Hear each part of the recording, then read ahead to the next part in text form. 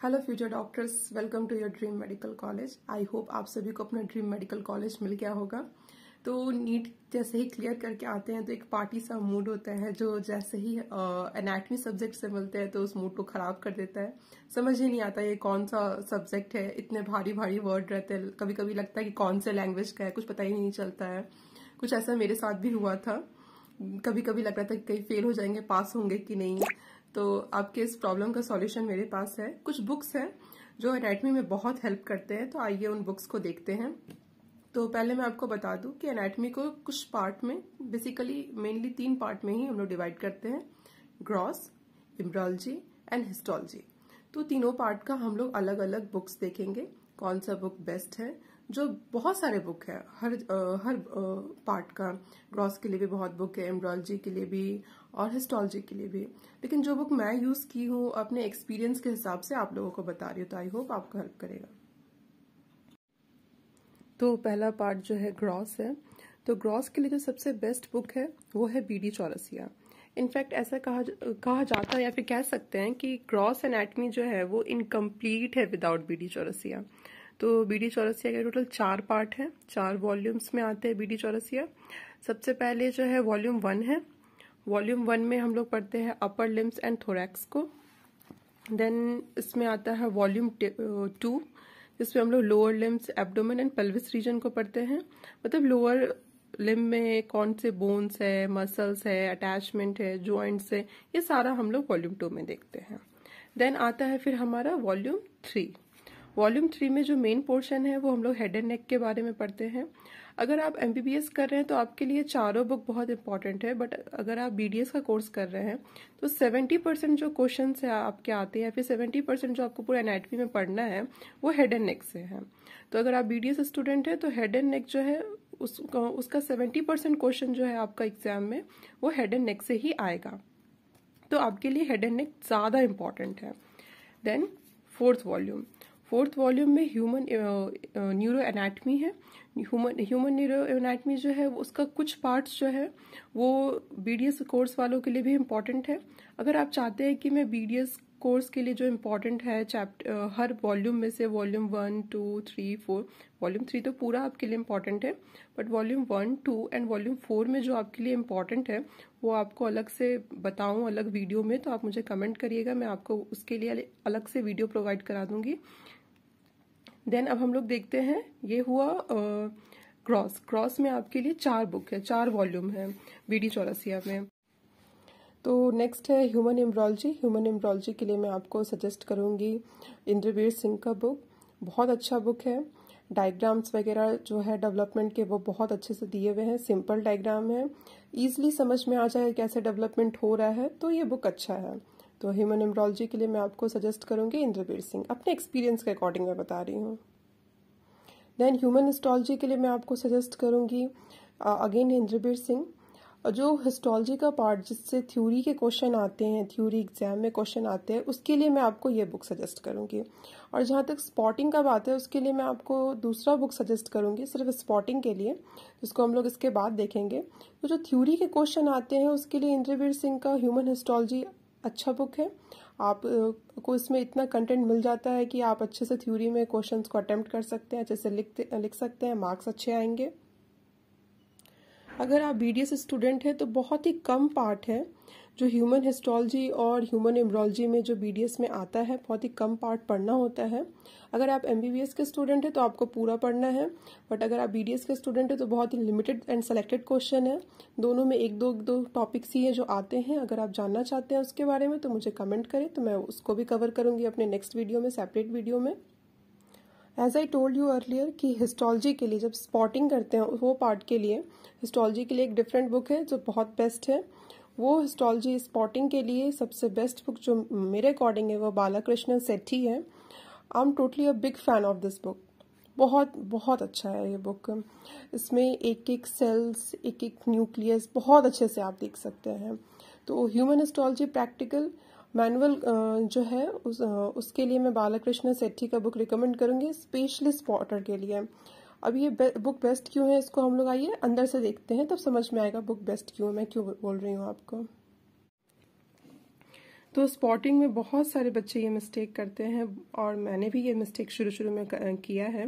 बस स्पॉटर्स देख लेते थे, कुछ भी समझ में नहीं आता था, क्योंकि बहुत बार क्या, मैंने तो ये बुक बहुत, जैसे आपको बताया कि बहुत लास्ट में लिया था। पहले मेरे पास दूसरा बुक था जो बिल्कुल हेल्प नहीं कर पाया मुझे।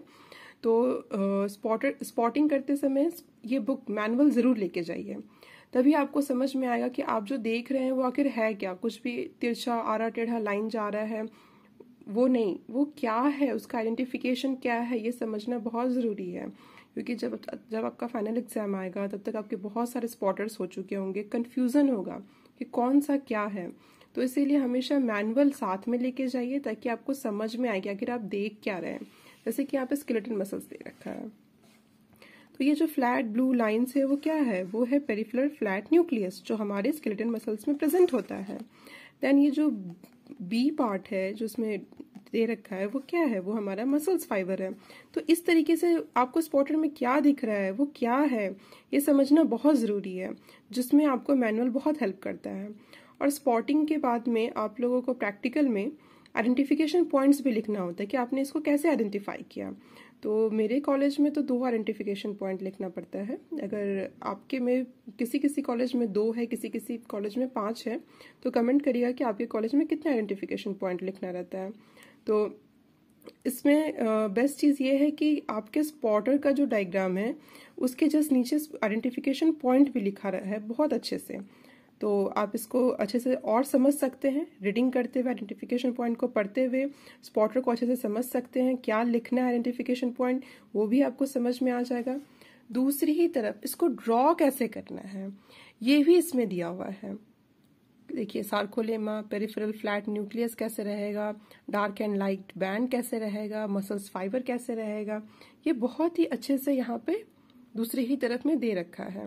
जो बाकी बुक में ये वाला सेगमेंट मिसिंग रहता है, मैंने देखा है, ये वाला उसको ड्रॉ कैसे करना है ये चीज़ थोड़ा सा मिसिंग रहता है, या फिर रहता है तो उसमें न्यूक्लियस कितने मतलब बहुत अच्छे से न्यूक्लियस कैसा है, फ्लैट है, ओवल है, वो बहुत क्लियरली पता नहीं चलता है। बट इस बुक में न्यूक्लियस तक बहुत क्लियरली पता चलता है।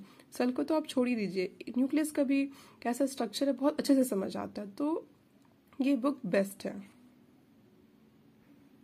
और मैं आपको बार बार बोलूँगी, जब भी स्पॉटिंग होगा तो अपना मैनुअल साथ लेके जाइए, और मैनुअल को पढ़ते हुए उसका आइडेंटिफिकेशन पॉइंट्स को पढ़ते हुए स्पॉटिंग करिए, ताकि उस समय आपको पूरा वो याद आ जाएगा, दिमाग में एकदम छप सा जाएगा। रटने से कुछ नहीं होगा, आप रटेंगे भूल जाएंगे, लेकिन अगर इस तरह से विजुअलाइज करके पढ़ेंगे तो आपको रटने का भी जरूरत नहीं है, थोड़ा सा देखेंगे समझ जाएंगे, दिमाग में एकदम पूरा प्रिंट हो जाएगा वो चीज़, और एग्जाम में आप बहुत अच्छे से लिख पाएंगे। देन हम लोग प्रैक्टिकल के ही एक और पार्ट में आते हैं, जो डाइसेक्शन है, जो सबसे ज़्यादा फैसिनेटिंग है और बहुत मज़ा आता है, कुछ नया है, बहुत लोग डरते भी हैं। तो डरने का ज़रूरत नहीं है, शुरू शुरू में आपको डर लगेगा, लेकिन जैसे ही आप लोग अपना डाइसेक्शन नाइफ उठाएंगे और सीजर उठाएंगे और डाइसेक्शन करेंगे, तो करते ही सारा डर खत्म हो जाता है। तब सिर्फ दिमाग में एक ही चीज़ रहता है कि मुझे भी करना है, मेरा नंबर कब आएगा, मुझे भी ऑर्गन्स उठाना है, मेरा नंबर कब आएगा। तो एक ये वाला चीज़ वहाँ पे अपने आप अपने अंदर डेवलप हो जाता है, तो डर वहीं ख़त्म हो जाता है जैसे ही आपके अंदर ये चीज़ आ जाएगा। तो और डॉक्टर बनना तो एंड में है ही, लेकिन आपको शुरू से ही डॉक्टर की तरह बिहेव करना भी आना चाहिए। तो कोशिश करिए कि जब डाइसेक्शन हो तो डरना नहीं है, नॉन डॉक्टर जैसा बिहेव नहीं करना है। जैसे ही आप एप्रॉन पहन लेते हैं तो आप एक डॉक्टर बन जाते हैं, तो बिहेव लाइक अ डॉक्टर।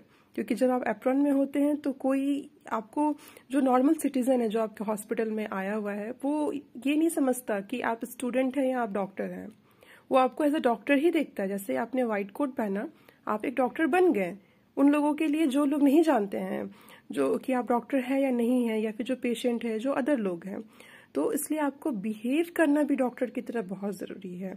उनका जो एक डेकोरम होता है उसको मेंटेन करना भी बहुत ज़रूरी है। और इस बात को हमेशा थ्रू आउट द अपना कॉलेज लाइफ या through out the rest of the life दिमाग में हमेशा ध्यान में रखिएगा कि आप डॉक्टर हैं तो आपको डॉक्टर की तरह बिहेव भी करना है। तो प्रैक्टिकल जब भी होगा डाइसेक्शन में तो behave like a doctor. Okay, तो डाइसेक्शन में उल्टी ये वो ये सब वॉमिटिंग नहीं करना है, अच्छे से समझना है, पढ़ना है। क्योंकि सीखेगा तभी समझ में आएगा। और डाइसेक्शन आपको पूरा ओरिएंटेशन करने में हेल्प करेगा, कौन सा मसल्स किस तरफ से आ रहा है, कैसे जा रहा है, बहुत अच्छे से एक्सप्लेन करेगा। शुरू में मुझे भी बहुत डर लगा था, बट जैसे ऑर्गन्स मैं डर से ऑर्गन नहीं उठा पा रही थी, लेकिन जैसे ही मेरी एक फ्रेंड ने मेरे हाथ में ब्रेन रखा, उसके बाद से डर खत्म। अब मुझे पार्ट समझना था। डाइसेक्शन का जब टाइम आया तो मुझे पहले तो बहुत डर लगा कैडावर को देख के, लेकिन फिर उसके बाद ना एक होड़ सा मच गया स्टूडेंट्स में कि पहले मैं, तो वो डर कब खत्म हो गया, कब हाथ में नाइफ आ गया और डाइसेक्शन शुरू हो गया, वो समझ में ही नहीं आया। तो कुछ ऐसा आपके साथ भी होगा, आई होप हो, और आप लोग बहुत अच्छे से डाइसेक्शन करें। डाइसेक्शन के लिए बेस्ट बुक जो है कनिंगम्स का बुक है। ये भी 3 वॉल्यूम में आता है। पहला अपर एंड लोअर लिम्स पहले वॉल्यूम में, दूसरे वॉल्यूम में थोरैक्स एंड एब्डोमेन, एंड तीसरे वॉल्यूम में हेड, नेक एंड ब्रेन। अगर आप मैं बताना चाहूंगी, अगर आप BDS कोर्स कर रहे हैं तो आपके लिए हेड, नेक एंड ब्रेन ये बुक इम्पॉर्टेंट है, और बाकी 2 आप नहीं भी लेंगे तो चलेगा क्योंकि बहुत सारे जो कॉलेजेस है उसमें BDS में भी डाइसेक्शन नहीं करवाते हैं BDS कोर्सेस में। तो आप मुझे कमेंट करके बताएं कि अगर आप BDS कोर्स कर रहे हैं तो आपका डाइसेक्शन हुआ है कि नहीं, आप लोगों को आप लोगों को डाइसेक्शन करवाया गया है कि नहीं। अगर करवाया जा रहा है तो ये बुक आपके लिए सफिशिएंट है, क्योंकि जनरली क्या होता है BDS में थोरैक्स एंड एब्डोमेन उसका तो जो आपके फैकल्टी रहेंगे, जो आपके प्रोफेसर रहेंगे वही कर देते हैं या फिर बता देते हैं, या फिर BD चौरसिया में जो दिया हुआ है उतना आपके लिए सफिशिएंट है। लेकिन आपका जो अच्छे से अगर आप इसको समझना चाहते हैं, क्योंकि आपको फिर 3rd ईयर 4th ईयर फिर आप नीट PG में जब बैठेंगे तो आपको एनाटमी का सबसे ज़्यादा पार्ट कवर होता है। नीट PG में भी क्वेश्चन सबसे ज़्यादा पार्ट एनाटमी का कवर होता है। तो इसलिए अगर आप BDS में हैं और आपके कॉलेज में नहीं होता है तो आप लोग सबको प्रेशर करिए और डाइसेक्शन करवाइए, और एटलीस्ट कम से कम हेड एंड नेक का, क्योंकि ये आपके लिए बहुत इंपॉर्टेंट। जब 3rd ईयर में OS में जाएंगे तो वहाँ पे भी आपको फिर से पूरा अगर पढ़ाया नहीं जाएगा, बट वो चीज़ रोज़ टीचर वाइवा में पूछेगी, तो उसका विजुअलाइज होना बहुत ज़रूरी है, और विजुअलाइज बिना डाइसेक्शन के नहीं होगा। कौन सा मसल्स किधर से आ रहा था, आर्टरीज, वेन्स, नर्व किधर से आ रहा था, किधर जा रहा था, ओरिजिन, इंसर्शन, एक्सटेंशन, ये समझना बहुत ज़रूरी है। तो डाइसेक्शन से बहुत हेल्प करता है समझने में, रटना नहीं पड़ता, रटना कुछ नहीं, सब समझना है, सब विजुअलाइज करना है। तो दैट्स इट। तो guys that's it. I hope आप लोगों को ये वीडियो हेल्प करेगा। Best of luck for your journey, और कोई भी अगर क्वेरीज है आप लोगों को, कोई भी क्वेश्चंस है तो आप लोग कमेंट करें, मैं कोशिश करूँगी हेल्प करने का। Thank you. Like, share and subscribe.